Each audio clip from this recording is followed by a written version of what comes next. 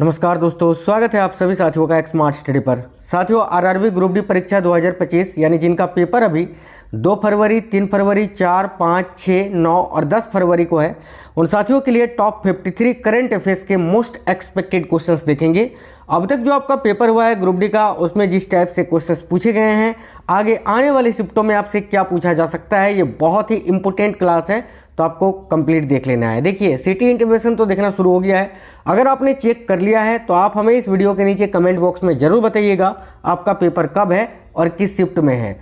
इससे पहले मैंने आज शाम में एक आपको जो है ना बायोलॉजी के टॉप 51 क्वेश्चन का क्लास कराया था, जरूर देख लेना। और उससे पहले भी जो करंट अफेयर्स और साइंस की क्लासेस मैंने करवाई हैं वो भी आप जरूर देखिएगा, खासतौर पर वो क्लासेस जो कि मैंने अभी जनवरी 2026 में करवाए हैं। ठीक है, तो फिर चलिए शुरू करते हैं साथियों, देखते हैं क्वेश्चंस।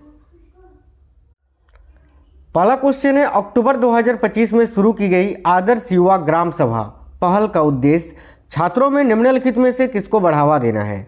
ध्यान से देखिएगा, बहुत ही इंपॉर्टेंट क्वेश्चन है। अक्टूबर 2025 में शुरू की गई आदर्श युवा ग्राम सभा यानी MYGS पहल का उद्देश्य छात्रों में निम्नलिखित में से किसको बढ़ावा देना है। ऑप्शन नंबर भी करेक्ट है, लोकतांत्रिक मूल्य और सहभागी शासन को बढ़ावा देना। काफ़ी ये इंपॉर्टेंट क्वेश्चन है, आपके एग्जाम के दृष्टिकोण से याद रखेंगे साथियों।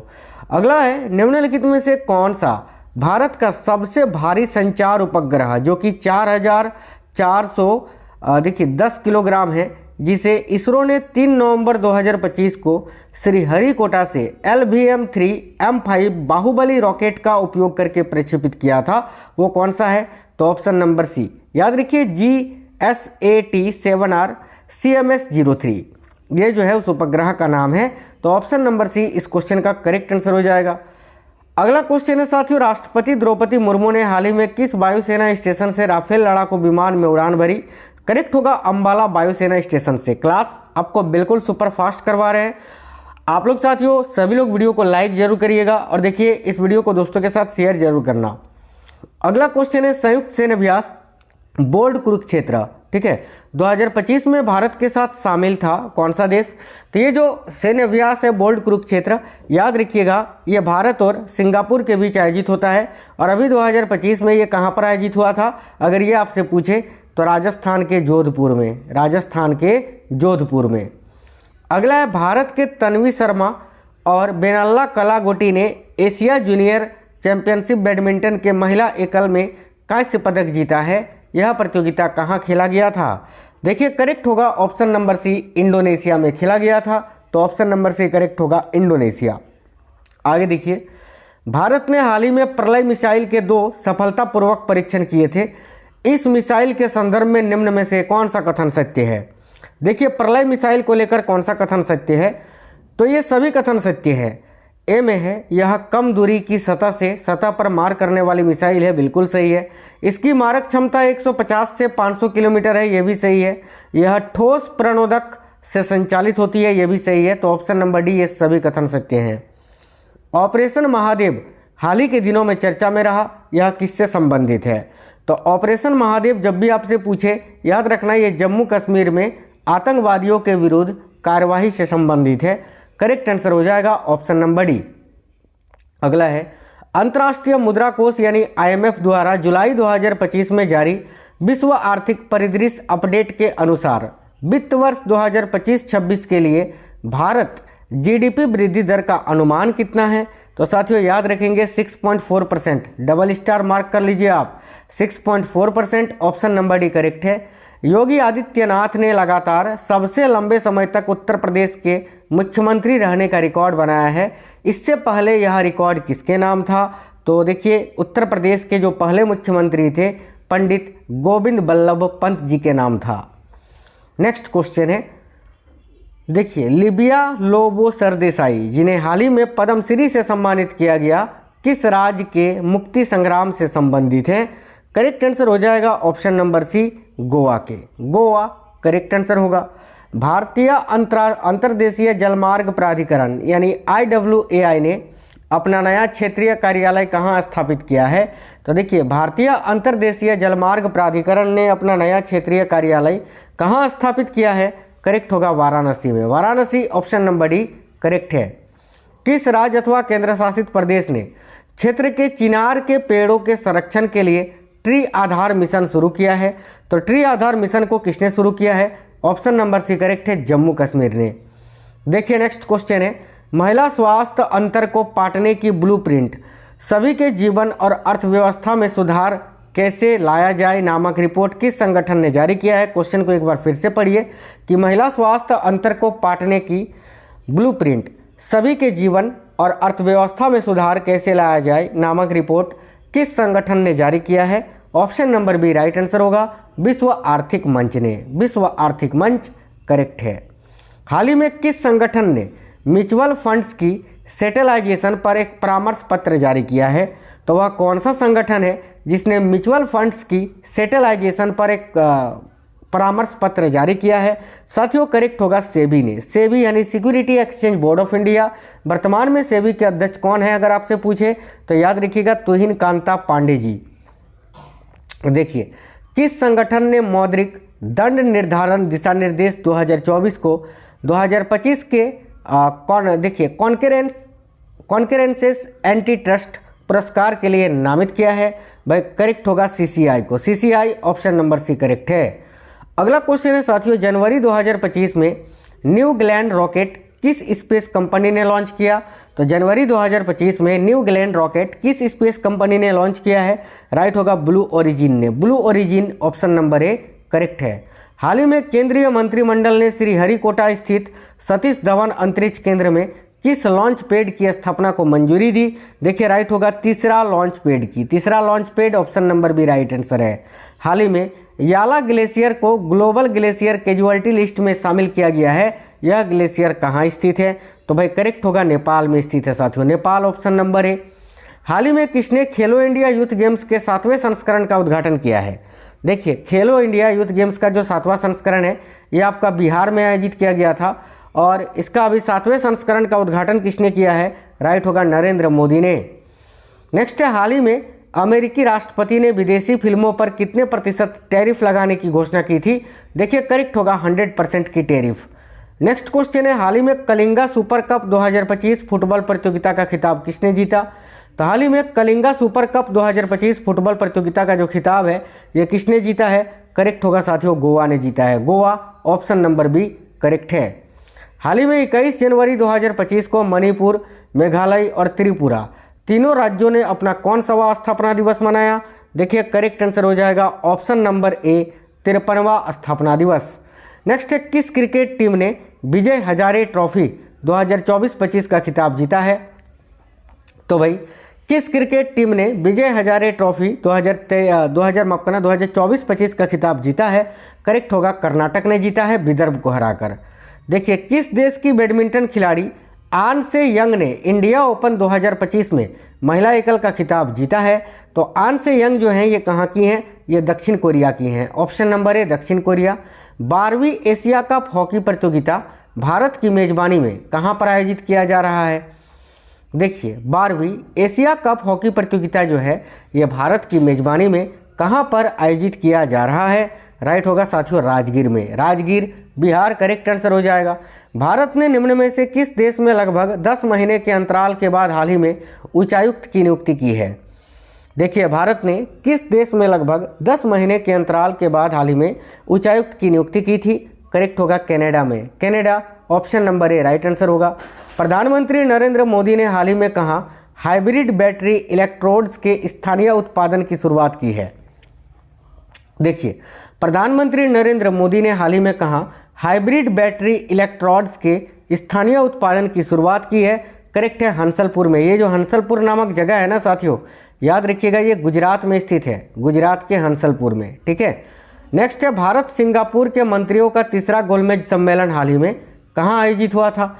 तो भारत सिंगापुर के मंत्रियों का तीसरा गोलमेज सम्मेलन जो है हाल ही में नई दिल्ली में आयोजित हुआ था। ऑप्शन नंबर ए करेक्ट होगा नई दिल्ली। देखिए देश में ड्रोन के जरिए कृत्रिम बारिश यानी क्लाउड सीडिंग कराने का परीक्षण पहली बार किया गया था। क्लाउड सीडिंग में किसका उपयोग किया जाता है? तो इन सभी का, सिल्वर आयोडाइड, कैल्शियम क्लोराइड और सोडियम क्लोराइड, इन सभी का। ठीक है। नेक्स्ट क्वेश्चन है, विश्व स्वास्थ्य संगठन यानी WHO ने केनिया को मानव अफ्रीकी ट्रिपेनोसोमाइसिस यानी हैट से मुक्त घोषित किया है। यह बीमारी किसके कारण होता है? याद रखिएगा साथियों, ये जो बीमारी है ये प्रोटोजोआ के कारण होती है। करेक्ट आंसर है ऑप्शन नंबर डी, प्रोटोजोआ। पहला बिम्स्टेक पारंपरिक संगीत समारोह हाल ही में कहाँ आयोजित किया गया था? बिम्स्टेक ट्रेडिशनल म्यूजिक फेस्टिवल, ये कहाँ पर आयोजित किया गया था? देखिए करेक्ट होगा नई दिल्ली में। ऑप्शन नंबर ए करेक्ट है, नई दिल्ली। साथियों अगला क्वेश्चन है, भारत के निम्न में से किस युद्ध क्षेत्र पर्यटन के लिए चिन्हित स्थल को घरेलू पर्यटकों के लिए खोला जा रहा है? देखिए भारत के निम्न में से किस युद्ध क्षेत्र पर्यटन के लिए चिन्हित स्थल को घरेलू पर्यटकों के लिए खोला जा रहा है?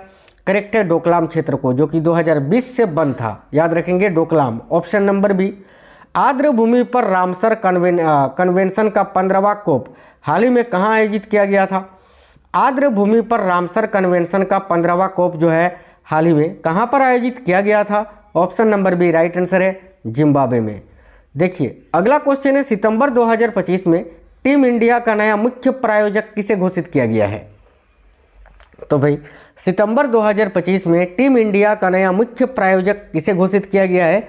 राइट होगा साथियों, याद रखेंगे अपोलो टायर्स को। अपोलो टायर्स अगर आप बता रहे हैं तो बिल्कुल करेक्ट है, option number B right answer होगा, अपोलो टायर्स। ठीक है, देखिए क्लास आपको बिल्कुल फास्ट करवा रहे हैं एग्जाम टाइम में, ताकि जो है कम समय में आप ज़्यादा क्वेश्चंस पढ़ सको, बचे हुए समय में आप मैथ रीजनिंग का रिवीजन कर पाओ। विश्व मुक्केबाजी चैंपियनशिप 2025 में 48 kg और 57 kg भार वर्ग में स्वर्ण पदक किसने जीता? तो देखिए करेक्ट है मीनाक्षी हुड्डा और जैस्मिन लांबोरिया ने।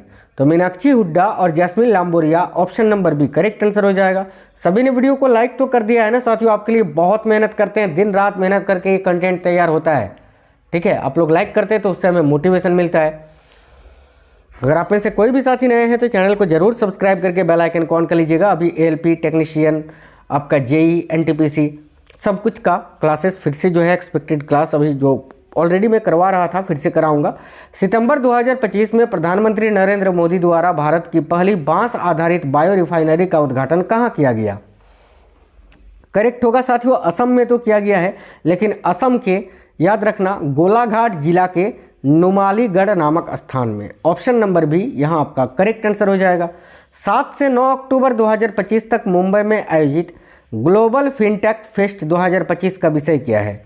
देखिए 7 से 9 अक्टूबर 2025 तक मुंबई में आयोजित ग्लोबल फिनटेक फेस्ट 2025 का जो विषय है वह है ऑप्शन नंबर सी, एआई द्वारा संचालित एक बेहतर दुनिया के लिए वित्त का सशक्तिकरण। नेक्स्ट क्वेश्चन है साथियों, 2025 का फिजियोलॉजी या मेडिसिन का नोबेल पुरस्कार किसे मिला? देखिए 2025 का फिजियोलॉजी या मेडिसिन के क्षेत्र में जो नोबेल पुरस्कार दिया गया है वो संयुक्त रूप से 3 व्यक्तियों को दिया गया है। 3 में एक आपके हैं मेरी ई ब्रूनको, ठीक है, एक फ्रेड रैम्सडेल और एक सिमोन सकागुची। नेक्स्ट क्वेश्चन है, विश्व पैरा एथलेटिक्स चैंपियनशिप 2025 में भारत ने समग्र रैंकिंग में कौन सा मुकाम हासिल किया? तो करेक्ट आएगा टॉप 10 स्थान। याद रखेंगे शीर्ष 10 स्थान। अगला आईसीसी महिला एक दिवसीय विश्व कप 2025 सितंबर 2025 में किस देश में आयोजित किया गया? तो यहाँ आपका करेक्ट आंसर हो जाएगा भारत में आयोजित किया गया, जो कि भारत ने जीता भी इसका फाइनल। सितंबर 2025 में भारत ने किस देश के साथ अपनी पहली सीमा पार रेलवे परियोजना स्थापित करने पर सहमति व्यक्त की है? करेक्ट होगा भूटान के साथ। ऑप्शन नंबर सी करेक्ट होगा। नेक्स्ट क्वेश्चन है साथियों, भारत ने सितंबर 2025 में दुबई में होने वाले एशिया कप के फाइनल में किस देश को हराकर खिताब जीता? करेक्ट होगा पाकिस्तान को हराकर। आगे देखिए अगला क्वेश्चन है, किस भारतीय बल्लेबाज खिलाड़ी ने आईसीसी T20 रैंकिंग में पहले स्थान पर रहते हुए अब तक का सर्वाधिक रेटिंग अंक हासिल किया है? तो ये मैंने आपको कल या परसों ही पढ़ाया था, अभिषेक शर्मा।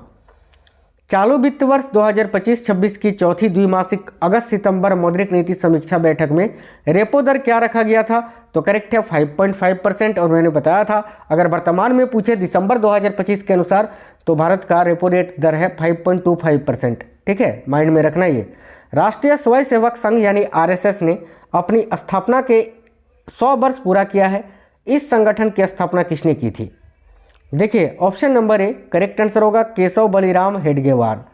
आगे देखिए अगला क्वेश्चन है, तमिलनाडु में किस स्थान पर 26 सितंबर को एक रैली में मची भगदड़ में कई लोगों की मौत हो गई थी? तो राइट है तमिलनाडु के करूर में। आगे देखिए, भारतीय वायुसेना ने निम्न में से किस लड़ाकू विमान को अपने बेड़े से हटा दिया है? तो ऑप्शन नंबर सी, MiG-21 को।